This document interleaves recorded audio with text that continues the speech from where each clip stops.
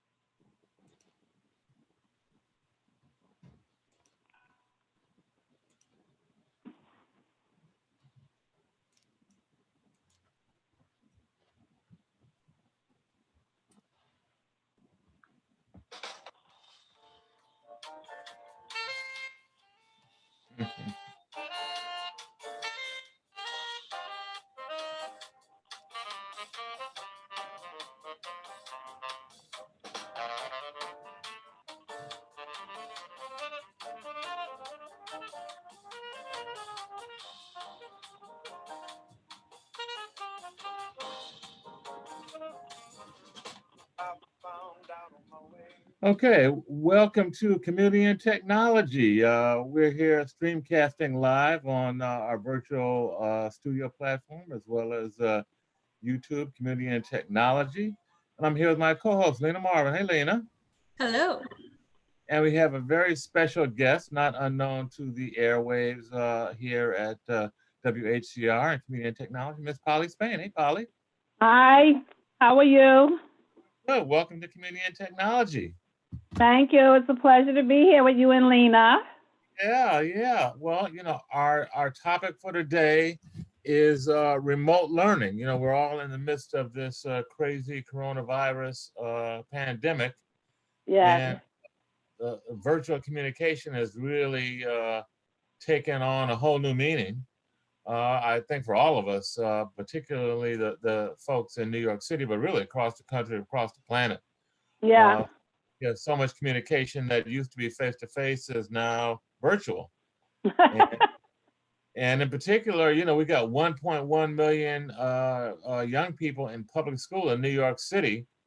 And they shut down the schools, about 6 weeks ago, is it now, Polly? They closed the actual doors to the schools? Mm-hmm. Yeah. And mandated that all the students and teachers begin doing remote learning. Yes. We had to basically transition into remote learning within 72 hours.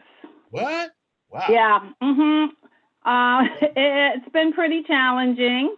I just had a meeting today, as a matter of fact, and we were talking about remote learning today and how well it's going, et cetera, considering we had to basically transition within 3 days. We came in on a Wednesday, and we were told, the schools may be shutting down. So physically, we were on site, and we were mandated to have this training within Google Classroom. So our tech division had to hurry up and put together a network within, they really didn't have a lot of time. It was like a miracle that they were able to pull it off in 72 hours and at least, set up the framework for the Google Classroom environment. Wow. So, Yeah. Tell us about the transition. What are some of the you're a teacher, so what was your role in the transition? What did you have to do? Okay, so basically it was twofold. First of all, step one, we had to set up the classroom itself, the platform. We had to acclimate ourselves to that, to learn how to navigate through Google Classroom, how to upload files. So we really spent the first 72 hours taking whatever material we had, lesson plans, documents, student, database, uploading it to Google Classroom.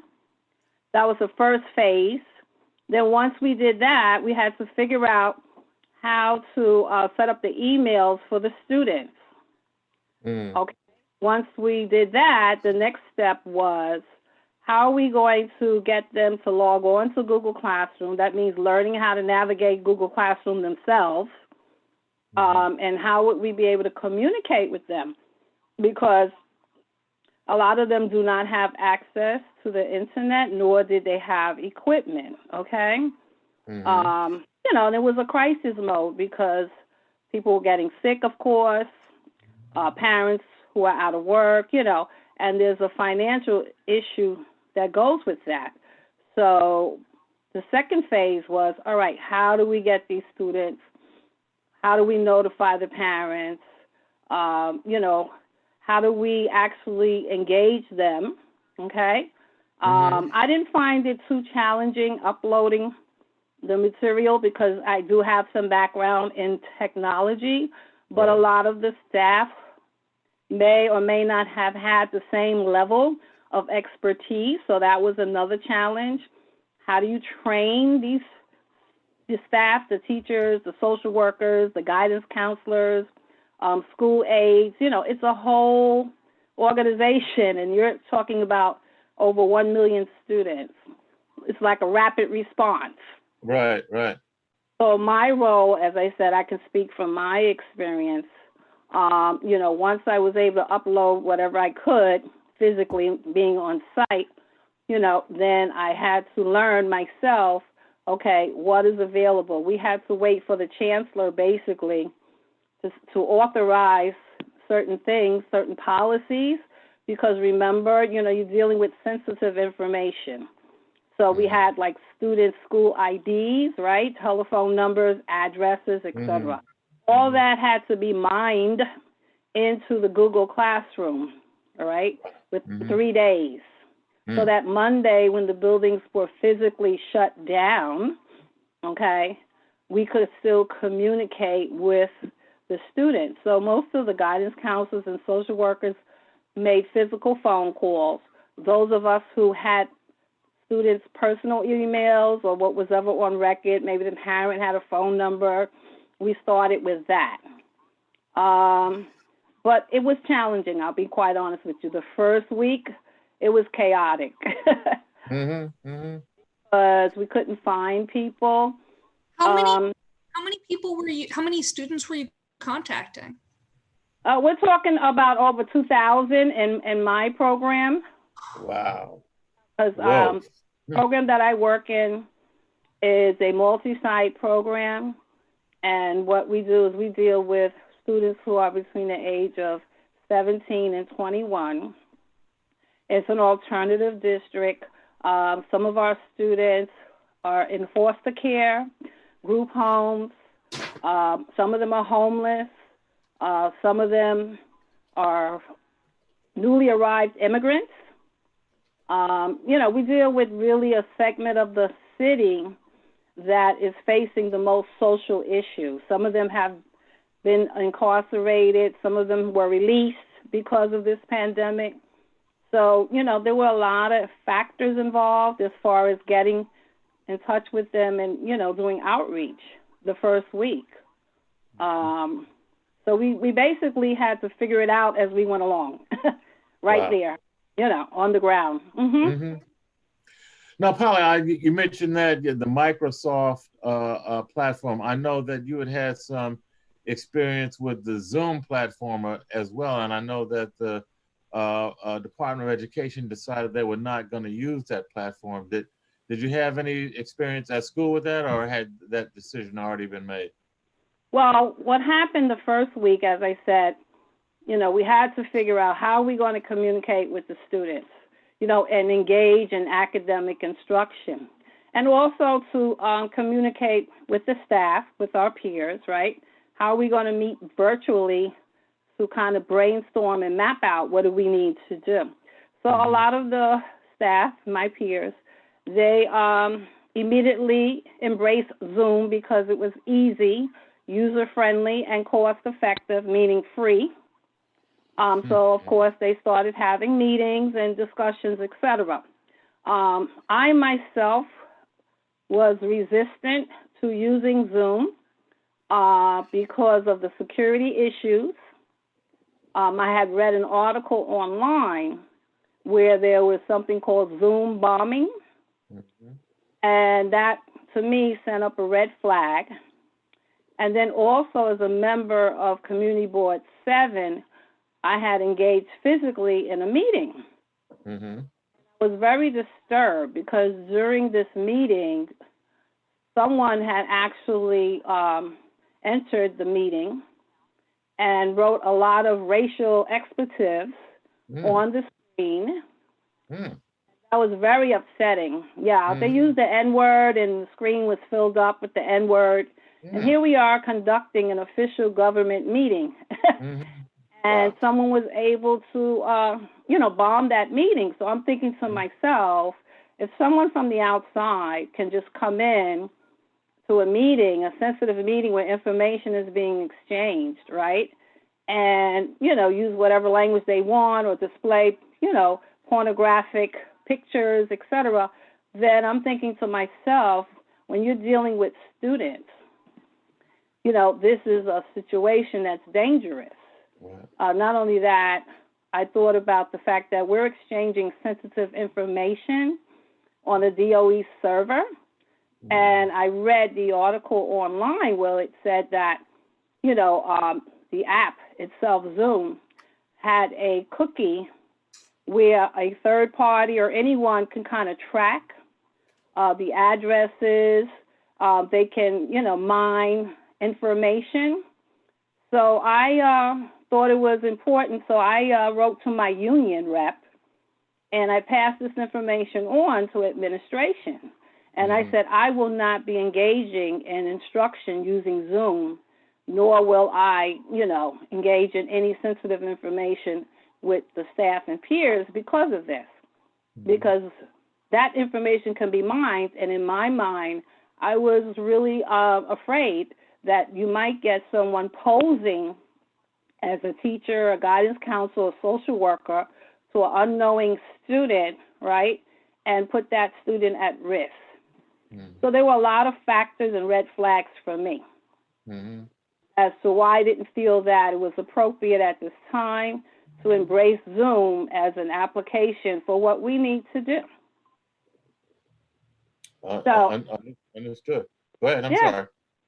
No, after that, I know with my district, I believe that the information that I sent them, because I sent them information on the platform, also in relationship to schools and administrators, what the guidelines are. And I saw that, basically that there were issues in black and white. And, they said in their permission policy that if you're using our app, you're giving us permission to allow third parties to utilize that information. So I didn't think that was a good decision for administration or school leader to make.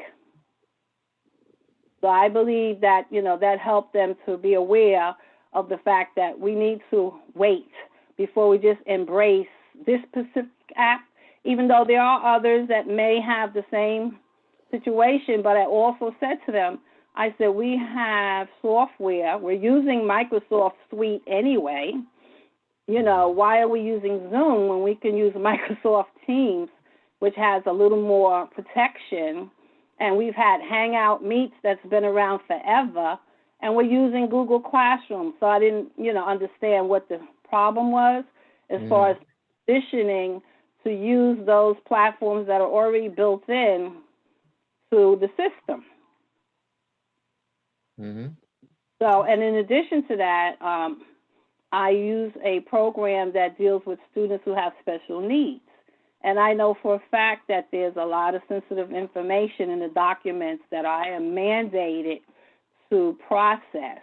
And I just did not feel that Zoom could protect that information. Yeah. So where we're at right now with Zoom, of course, you may have read yourself that they're putting certain features in place. But right now we are using Microsoft Teams as the platform. And I find it to be more fluid, to be honest with you. And And the fact that we're using Office and Word, et cetera, is user-friendly. I like the fact that you can put a background screen, so you really don't have to expose your personal environment. You can put specific settings. And then we can move in between Google Classroom and the Microsoft Teams program, quite easily. Well, Polly, tell us a little bit about the practical experience of online learning. What are you actually doing? What are the students at home doing, and what's the interaction, the online interaction, looking like? Can you step us through some of the process? All right. So as I said earlier, students have to be assigned a DOE email, exclusive to them. And once we send that information to their personal email or by text to their phone number, then what we do is basically help them to learn how to navigate Google Classroom and get online. So from what I've seen, once we've been able to do that, I find that the students really have embraced the environment pretty rapidly, to be honest with you. Some of them, though, especially our ESL, English as a second language learner, they may have a little issue because of the language and having to read, directions. So what a lot of our social workers and guidance counselors have done, and myself, that's when we'll engage in a face-to-face interaction where we can show them the screen, like they can show us their tablet or laptop, whatever they've been given by the DOE. And then we'll say, okay, look at this. This is step 1, step 2, like a visual. Or we'll send them a text simultaneously while we're doing that. They've been given handbooks and guidebooks. But once they've logged on into Google Classroom, okay, for instance, we can upload documents in PDFs, Adobe or any other platform. They can see it. So say a student logs into Google Classroom, they'll see the document, they'll see instructions on what they need to do for today. They'll see the calendar, they'll see a list of steps, they'll see video footage. We can also link it up with YouTube as well.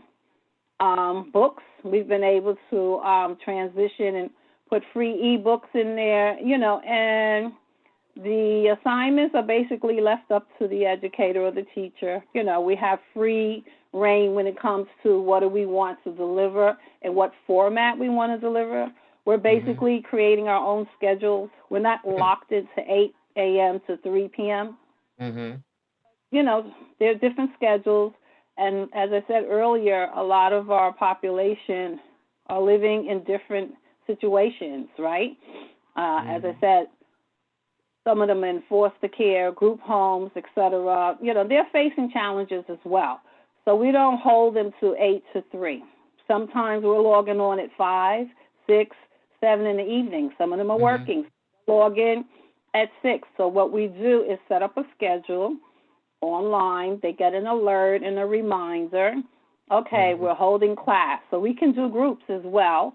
What I with Microsoft Teams, though, with the layout on screen, you can have up to 5 individuals right now on screen. And then I believe Google has expanded the features up until September, where we can have up to 20, 30 on the screen.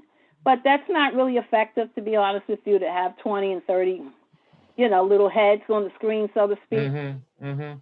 So we prefer to do like a kind of like a PowerPoint, if we have to. We're using programs such as BrainPop, et cetera. And as I said, my background is in special education. So I deal with students who read, say, from 0 up until 9th grade level. And right now, I find that the students, again, they're willing to learn. And most of them are really kind of focusing on what's going on, will we ever get back in the classroom? They have questions. So we're gearing our lessons more to responding to the coronavirus, what is it, et cetera, and trying to give them a sense of normalcy, if that's Mm-hmm. best that, way to describe the situation, because they're afraid and they're apprehensive. At the beginning, they were wondering, okay, because for us, we do testing, right? So we have a test called a TASC, T-A-S-C, and which used to be called the GED exam. So that issue came up because they were like, okay, if there's no more testing, then why am I doing this? Why am I even bothering to study when I will not have an opportunity to take the test to get my high school diploma? And it's the same thing with the traditional schools with, the SATs. So their questions are, what is the end all of this? Why am I doing this? That's what we really got like the first, second week. What's going to happen? But, we wanted to make them understand that you want to continue and, not just say, oh, I'm going to give up because of what's going on. We want you to continue to be engaged because sooner or later things will get resolved, So right now, as of today, what I just learned from a meeting I had is that we are developing a program, a software program, so that this way students can take their tests online. So we're kind of following what's being done for the SAT exam, because we do have the ability to give tests on the computer. It's just that it was at a physical site. So since that can no longer happen, everything will have to be migrated online. So the company that we deal with is DRC, and so they're working on that. So for me, I would say within the next 30 days or so, hopefully, that can be done. And then, of course, you heard the mayor talk about the virtual graduation. So that's another thing that we're looking at, how we want to pull off a virtual graduation. A lot of the grades, again, are kind of being waived, so to speak. And, I wouldn't say the students are getting a free pass, but, it's up to me as a teacher if I feel that that student is eligible and can do the work, the subject matter, and within Google, because they're getting the same level, I would say, in quality of work that they would get physically, getting the same caliber and quality of work online. So I'll be honest with you, I love technology anyway, as you know. So I just feel that we're being forced to move education into the 21st century. That's positive, because I've always felt like we were way behind, to me, with this horse and pony archaic way of delivering education here in the United States. Not enough for embracing the technology tools that have always been around, because Google Classroom has been around for over 10 years or more, because the business community has used Google in a different format, but it's basically the same system. They're calling it Google Classroom, but it's the same system that corporations have been using at least for the last 10 years, where they meet together and, broadcast. I look at GoToMeeting, I look at Free Conference, Call, and these programs have been around for ages, right? So now, because of this crisis, everyone is finally, to me, waking up to, we have to have alternative ways of delivering information. We just can't work at the slow pace that we've been working at, especially when it comes to education. Most young people are being trained, right, from kindergarten to use technology. But then what good is that information if we're not applying it in the real world? Okay? And I just felt like prior to this pandemic, we were just moving at a snail's pace as far as I'm concerned. So for me, I'm seeing that this has demonstrated that we as a school system with over 1 million students, okay, and, we rapidly responded and moved into the 21st century educational environment now, and I'm happy for it, to be honest with you. So what of the changes are you hoping, because eventually folks will come back into the classrooms, it'll go back to being a physical space. What of the technology have you gotten to use that you're hoping you'll be able to continue using?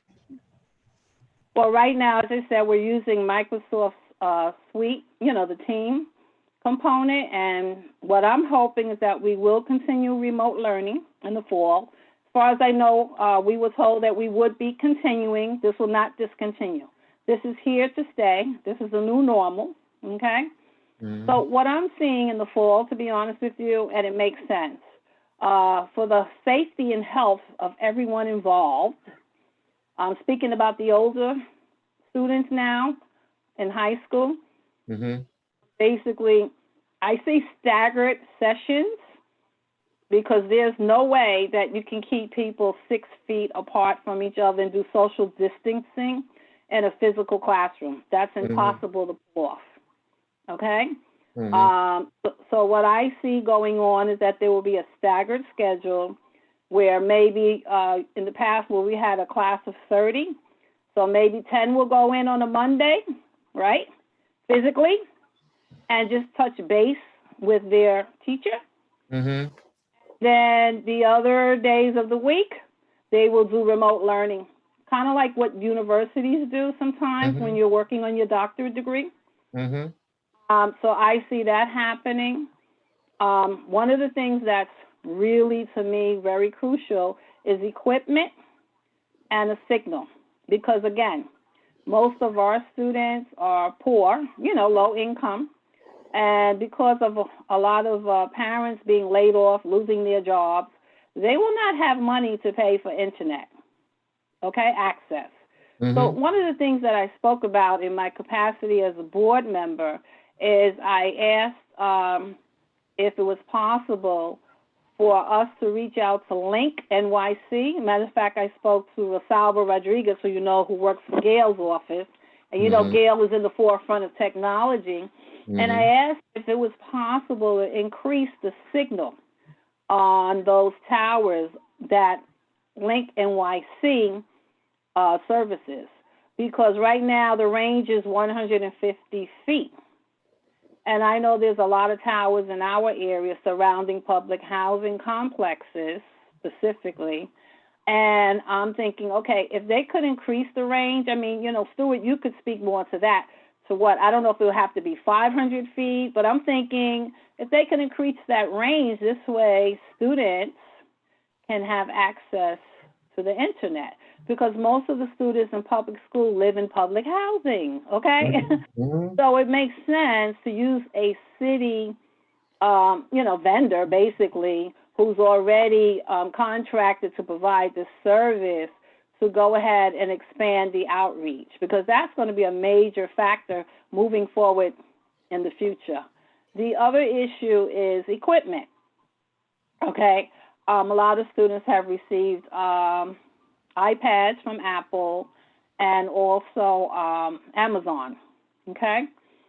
I don't know how long that will last because we're having a budget cut of $400 million, so I don't know how many students can receive tablets in the future or equipment. That's another issue that has to be addressed. Mm-hmm. So without two things, remote learning can't succeed. So that's something to be looked at. So as far as software, Lena, there's so much out there, to be honest with you. I would like to see, there's a tool that Google is offering, it's like a virtual reality screen that you can make. Basically, it's like $10. And it's something like 3D glasses where you can actually... Yeah, you're talking about Google Cardboard. It's a VR solution. There you go. They've kind of unfortunately been moving away from it. Because? Like Google... so Cardboard, I'm actually kind of just a fan of VR. I quite like it. Google Cardboard offers up it would be a difficult solution to get working because Google is moving away from supporting it. They've moved a little bit more towards augmented reality where you can hold up your phone and kind of see a weird like 3D object that's inserted into your environment, whereas the idea of leaving your physical space and going into a virtual space kind of needs dedicated hardware. Like they weren't able to get it to take off. Oh, okay. Let But me yeah, just I'm a take fan of VR. just a quick announcement, folks, because we are also streaming on the WHCR mobile page. So I just want to say, you're listening to WHCR 90.3 FM, the voice of Harlem, broadcasting and streaming live from City College of New York. Polly, I also just wanted to, respond, just kind of footnote what you're talking about in terms of accessibility. We've been working for many years together with the Digital Divide Partner Group, myself and my partner, Doug Frazier, to broaden and bring free Wi-Fi access service to public housing residents. So that's something that we're trying to push on and expand as well. We've recently gotten some help from the Internet Society, of which both Doug and I are members, and they're helping us expand our network capacity in Central Harlem. So we're hoping to play a role. I don't know that we can really impact the entire city in an expeditious way. Of course, we could with the proper funding, but nevertheless, we're doing our bit to expand our network, our community network, to public housing to help fill that gap, because you're so right. Internet access is key, and from what we know, 50% of the families in public housing do not have internet access at home. Exactly. Yeah. Well, one question I had, Polly, the tablet devices that your students have been getting, do they have free access from T-Mobile or another provider? That's one of the things that I had read would be attached to the devices. The only one that I know of is definitely the T-Mobile has offered to give equipment that has a built-in internet component, as far as the Amazon and the iPad. Okay. Right now, that service is being built into the equipment, but as I said, it's limited right now. In the sense that by May 1st, that was the technical date. By May 1st, then that would change, okay? We're only under contract until May 1st to receive this so-called free internet access. Now, what happens after May 1st? Because originally we were supposed to physically return April 20th, right, into the school buildings. So that's why a lot of providers extended that courtesy until May 1st. Now, what happens after May 1st next week? That may change, because it's, again, a financial factor. I don't know if those providers will be able to sustain that, service or feature. The other issue is, I know it's been said that Spectrum and it's Spectrum. That's what it is. Spectrum and Optimum. We're going to offer free internet access. But the caveat is, if you are a new subscriber and you've never subscribed to those companies, you need to have someone come in, right, and lay the line in that apartment. And then they also need the physical router. That's not free. You will be billed, okay, for that. Okay? And right now, technicians are not coming out. Right, that's the point. You see, to offer, because I know there is a contract with the FCC that they are mandated in emergency to provide access for the public. But in the fine print, in which I read myself, I'm saying this is not free. Because if you owe them money, say you had an outstanding bill, then you will not qualify. Right. If you do not have the $60 for the installation fee, then you will not have the free access. So they did not waive the installation fee. Now, they may bill that fee later on, but you will be billed, you see? So it's, to me, it's technically not free. To me, they're saying we will allow you to use our system until May 1st, but they should have said afterwards you will be billed so that parents know you will have to pay for that service retroactive. Yeah, Polly, we had a doctor on, and I think you've seen her. She visited us when we had our virtual streaming session back in the spring this year, Dr. Velva Bowles. Yes. She was on one of our Wisdom Table shows recently, and the question was posed to her, what do you think the most important thing is that we can do in this pandemic crisis? And the very first thing she said was provide free internet access to everyone. That's right. And of course it made sense to me, but I was a little astounded that a physician, MD, scientist would say that is the most important critical issue in terms of folks getting information. And I think that was even before all the transition to remote learning, but clearly given all the constraints on travel and social distancing. And I think that those constraints are going to stay with us for a long time. I don't think it's going to be 6 months. I don't even think a year from now we're going to be finished with this stuff. So internet access and free internet access would go a long way in terms of providing a kind of resources that folks need to help get through this. Right, and this is the new normal, and it's here to stay. Yeah. You know, and I just want to commend Digital Divide, you and Doug, you know, because I met you guys back in 2011, and to me, you were visionaries back then, and you still are, because, you know, having access, you know, your mission has always been to close the digital divide. And so here we are, you see. Yeah. If your group had been listened to, as far as I'm concerned, by, you know, elected officials, the government, and I'm not talking about just locally, I'm talking about state, federal, et cetera, you know, we would be more prepared for this emergency situation, okay? That's why I bought into what you guys were doing right away, because I saw, you know, the need. And this is not a luxury. This is a necessity in the times that we're living in. For me, it was about education and having access. And I can understand why the doctor would say that, because healthcare, okay? Now we're dealing with the fact that, you know, hospitals are overwhelmed, but if you have free internet access, you can virtually communicate with your physician. And I saw the possibilities a long time ago. So to me, I just want to commend you and Doug and your team, you know, for having the foresight, okay, to get us prepared, because right now the tools and the network that you put in place within our public housing community is paying off, you know, like a million times over, because we have access. We're able to communicate with each other. We are prepared. Okay, but we need to have more. We need to expand your service. And as I said, you know, I'm definitely going to do whatever I can to advocate that every student that attends public school and lives within public housing has access to free internet, because it shouldn't be considered a luxury. It should be considered a necessity, because it is. It is. Absolutely.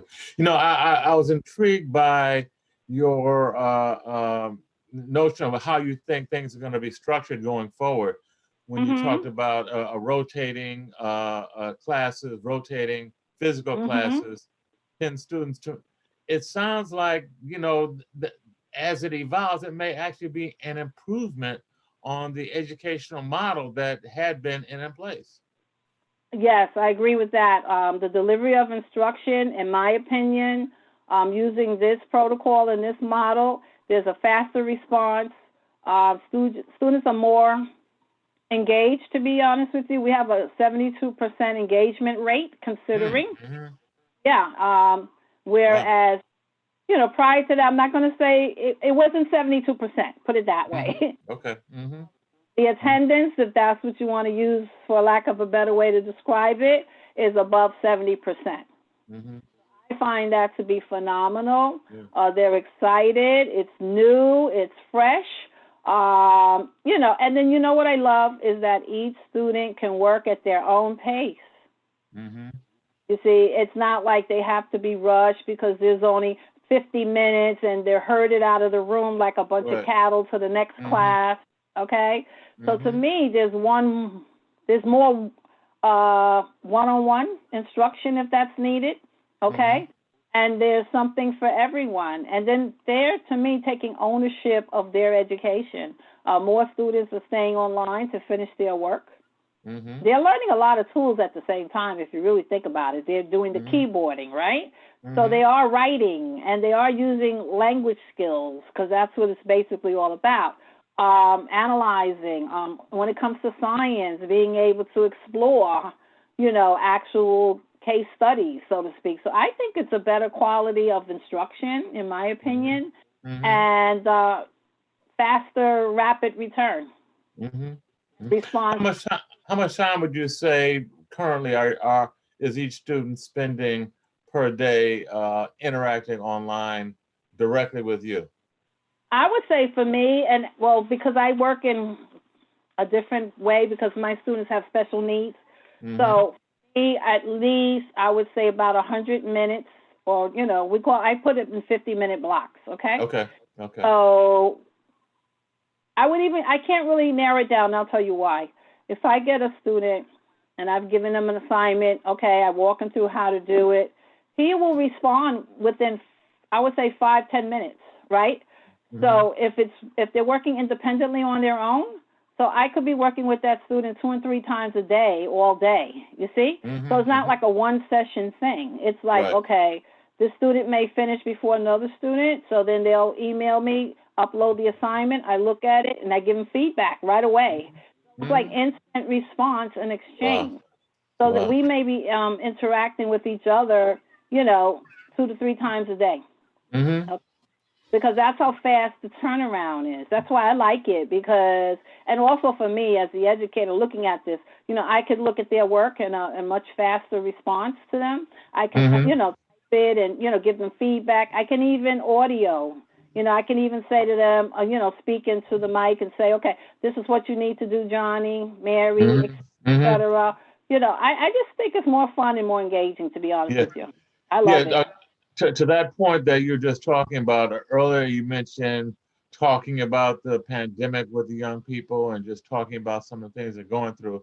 So I'm wondering if you could just comment a little bit on the social engagement that one might think is missing because you're not in the same room together, but maybe you're not missing. Can you talk about that? Well, on the social engagement piece, what we do is we have pop-up gatherings. Mm-hmm. So we are able to connect the students into a group and have like a group session where we talk about what are you going through today, this week, how was your weekend? We do that every day anyway, to be honest with you. Everyone gets a message. I myself, what I do is I send an alert for them to know, okay, I'm on.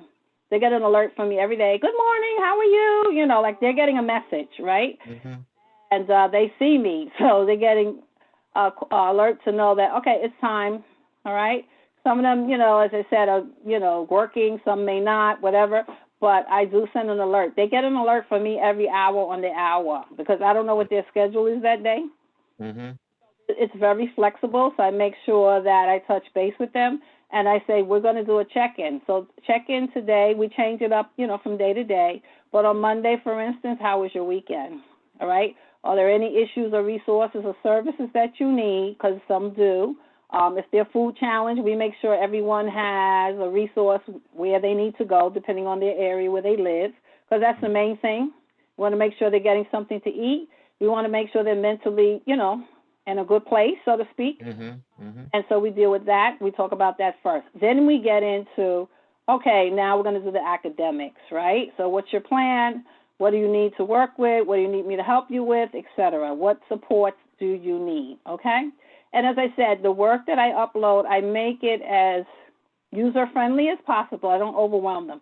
A lot of the students are saying, because there are so many teachers online, they're like, we're getting too much work. Mm-hmm. Some of the parents are even like, we're getting too, our students are, or my son or my daughter's online all day, nonstop. Like they don't want to get off of the computer or the class and take a break. But we do tell them, you need to take a break. We don't want you on the screen all day, okay? And if they have questions, those questions are responded to. So to me, socially, I would say that they can reach out to other students because they exchange each other's emails, okay? A lot of them are into Facebook, so they're always doing the Facebook Live with each other, and that's how they're getting their social interaction. They are following the protocol as far as masks and gloves when they're outside, and that's a good thing. Yeah. They are keeping up with what's going on, with youth, and that's important. We give out information because we want them to be healthy and safe.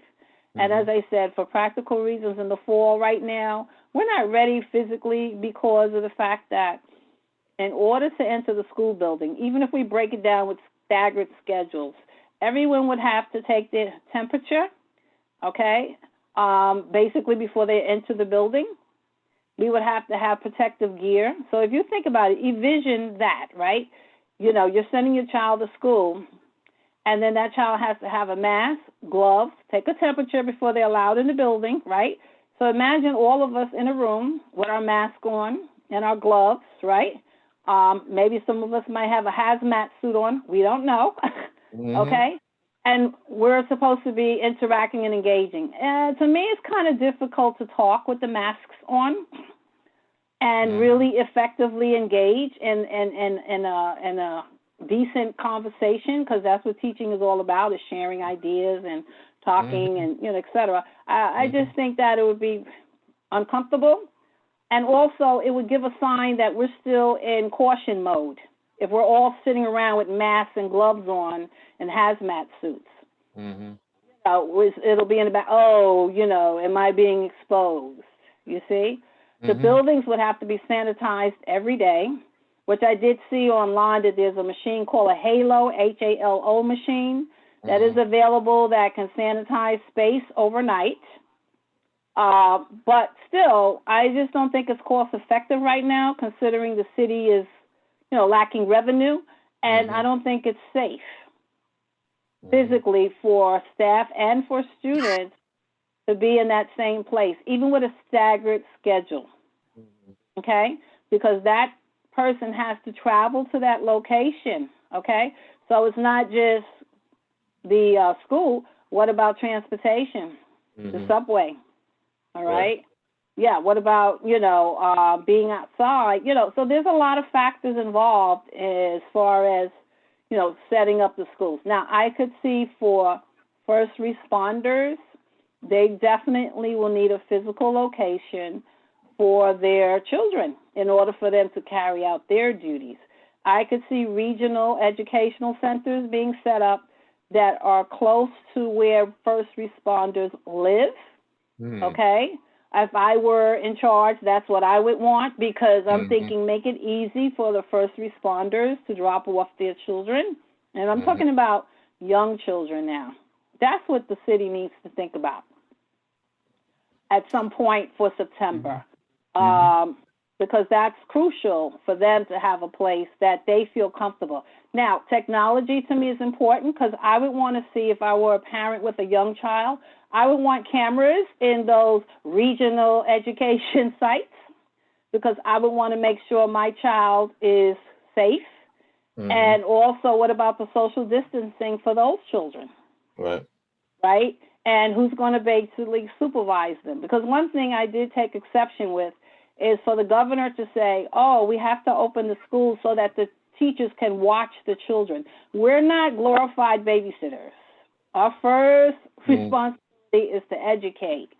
And, if the governor feels that, schools should be open so that the teachers can watch the children. He didn't say educate them. He said watch the children. Then there are plenty certified child care providers who are certified Department of Health that can be put into these educational regional centers to watch the children. But if you want to educate them, then there has to be tools put in place at these education centers so that those children will be safe while the first responders are doing their job. So in my opinion, this system or model of learning is here to stay for a long, long time. So we need to look at what do we need to put in place to make it work. Right now, it's functioning, but there's still things that have to be worked out. And that's my position when it comes to, what is going on. Me as an educator and a professional, I look at every aspect of, what works. what will work. Because I'm on the ground and I see what's going on, as I said, right now the students are embracing this model, okay? But at some point, yes, there will have to be some kind of social interaction, but then how will that look, you see? Is there protective gear in place? You know, what protections do you have? That's what needs to be looked at next if we're going to, at some point, have to physically interact with each other, you know? And I don't know, my other concern, you know, is once we do that, okay, what will be the outcome? Because we still don't know, you know? So right now what we have is technology. You know, to me, let's make it work. And let's look at, you know, alternative methods of, like you said, doing social interaction, because I just believe that's, you know, something that's going to be a part of our life, to be honest with you, from here on out. Because even if they come up with a vaccine, a lot of people are still going to be apprehensive, you know, after going through this, you know, about physically being in the same space with another human being. Yeah, absolutely. Until we have a vaccine. And even then, it's going to take a while. I mean, you got to vaccinate 300 million people. It's going to take a good little while. I don't know. It's just something that needs to be put on the table. I would like to see our elected officials, you know, pass legislation that mandates that everyone has free internet access. That's what I want to see. Okay, well, you certainly have my vote. I think it's critical. Lena, we're kind of winding down here. You have any final comments or questions for Polly? Because of the population, like the age of the students that you're working with, I'm kind of curious about so you mentioned ebooks, you mentioned that you're getting to do most of your own lesson plan. I always heard that the place and placement of where you can study, because while they may have materials, but I'm a little worried, do they have places to study, to engage with you?